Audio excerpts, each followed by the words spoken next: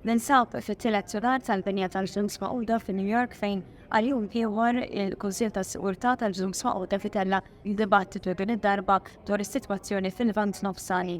Flaqa importanti tal-Kunsill tas-Sigurtà tal-Ġnus Magħquda dwar il-gwerra fil-Lvant Nofsani li fit-tmiema teħed vot u m'għaddiex dwar riżoluzzjoni li talbet biex il-Palestina ssir membru sħiħ tal-Ġnus Magħquda, Malta baqgħet tinsisti fuq priorità waħda, il-bżonn li jitwaqqaf il-qtil u anke dbatijiet għal familji f'dan ir-reġjun. Il-Ministru għall-Affarijiet Barranin u Ewropej Ian Burge wassal dan il-messaġġ fil-binja tal-Ġnus Magħquda fi New York fil-preżenza tal-mezzi tal-midja Maltija li nataw l-opportunità li jsegwu mill-qrib ix-xogħol li qed isir minn Malta tul it-tieni presidenza tal-Kunsill tas-Sigurtà.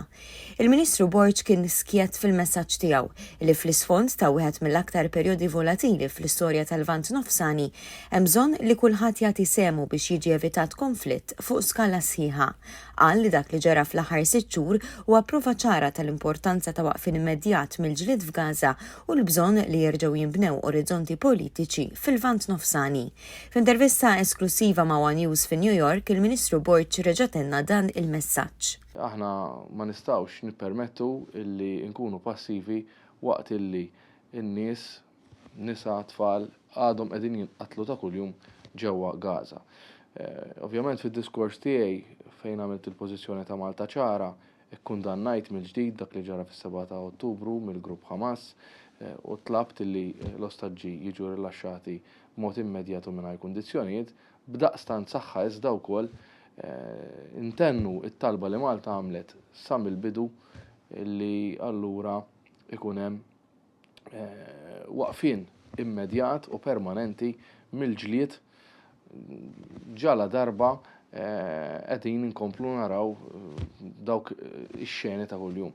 Fil-preżenza ta' rappreżentanti minn pajjiżi differenti minn madwar id-dinja fosthom dawk milquta direttament tal-Palestina u ta' Iżrael, Malta tenniet li ċaħda tajnuna umanitarja hija ksur gravi tal-liġi internazzjonali. U l-Ministru Burge innota kif l-effetti tal-gwerra f'Gaza qed jirriżultaw f'eskalazzjoni fit-tensjonijiet fir-reġjun fosthom anki fil-Libanu, fis-Sirja, fl-Iraq u fil-Yemen.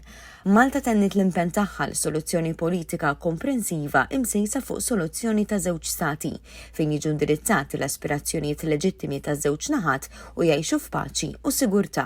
It-tensjoni għadha hemm u rridu nkomplu nsegwu li nista' ngħidu li l-pożizzjoni ta' Malta matul dan ix-xahar u matul il-kumplament tat-terminu ħad tkun ċara. Naħdmu ta' kuljum sabiex naraw il-paċi mhux biss fil-Lvant Nofsani imma anke f'konflitti oħrajn madwar id-dinja. Sa dan it-tant fost dawk li indirizzaw din il-laqgħa kien hemm is-Segretarju Ġenerali tal-Ġnus Magħquda Antonio Guterres li bħal Ministru Malti saħaq li l-imwiet f'din il-gwerra huma kbar u bla preċedent u qed jinqatlu eluf ta' ħajjiet innoċenti.